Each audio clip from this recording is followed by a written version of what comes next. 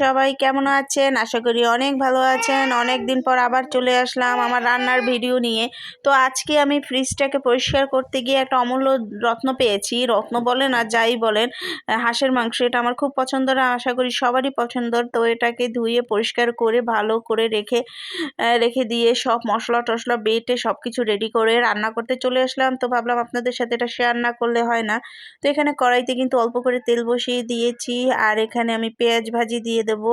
আর প্রথমে আমার দারচিনি, এলাচি এবং তেজপাতা দিতে হতো, কিন্তু সেটা খেয়াল ছিল না, তো পেঁয়াজের সাথে পরবর্তীতে দিয়ে দিয়েছি। আর যেহেতু মাংস অল্প ছিল, তাই আলু দিয়ে করব ভাবলাম। এখানে কিন্তু এই যে পেঁয়াজটাকে একটু ভালো করে ভেজে নিই, তারপর রসুন বাটা দিয়ে দিচ্ছি। রসুনটাকে বেটে নিই, যে মানে ছেঁচে দিয়েছি, আর এখানে আদা বাটাটা দিয়ে দিলাম। দিয়ে এখন ভালো করে এগুলোকে ভাজা ভাজা করে তারপর মশলা কষিয়ে তারপর মাংস দেবে। তো মশলা এক এক করে যত মশলা আছে সব। আর এই রান্নাটা কিন্তু আমি আজকে রাতে করছি, কারণ আমি মানে দুপুরবেলা খুবই অসুস্থ হয়ে পড়েছিলাম। রাতে মানে দুপুরেই রান্নাটা করব বলে, কিন্তু হঠাৎ করে এত শরীর খারাপ লেগেছিল, যার জন্য আর রান্না করিনি। তাই ভাবলাম রাতেই রান্নাটা করি। তো এখানে এই যে দেখুন কত সুন্দর একটা কালার এসেছে, দেখছেন মশলার কত সুন্দর একটা কালার এসেছে। তো এখন মশলা কিন্তু কষানো হয়ে গেছে, এখন আমি সব মাংসগুলো ছেড়ে দেবো। আর হাঁসের মাংস যেহেতু একটু সময় লাগে রান্না করতে, আর এটাকে রান্না করে আবার বোনকেও দিয়ে আসবো। আর এখানে আমি এই যে চাক চাক করে কিন্তু আলু কেটে নিয়েছি, কারণ আলু না দিলে আমার তো মাংস রান্না ভালোই লাগে না, কিন্তু আমার বাচ্চারাও পছন্দ করে না।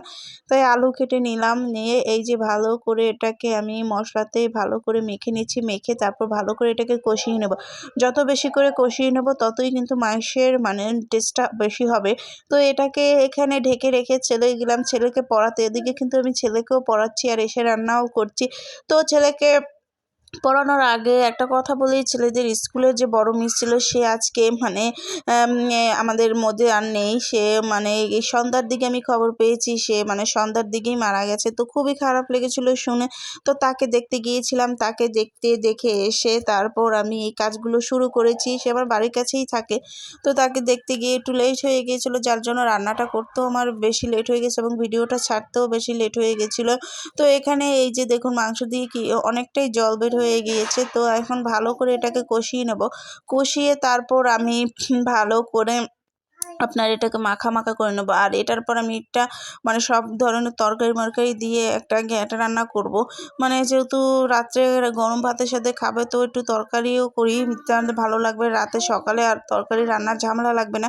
তো আবার ঢেকে দিলাম। ঢেকে দেওয়ার পর এই যে আমার লাস্ট ফিনিশিং, আমার কিন্তু মাংস রান্না প্রায় হয়ে গেছে। গরম জল দিয়ে ভালোভাবে ফুটিয়ে নিয়েছি এবং মাংসগুলো কিন্তু ভালোভাবে সেদ্ধ হয়েছে। আর এটার ভিতরে কিন্তু আমি রসুনের আচার ইউজ করেছি, যেটা আর আপনাদের সাথে দেখাইনি। সেটা দিলে এটার টেস্টটা আরও বেড়ে যাবে। তো এই তো মাংস রান্না কমপ্লিট, আর এখানে বসিয়ে দিলাম এই যে সব ধরনের তরকারি দিয়ে।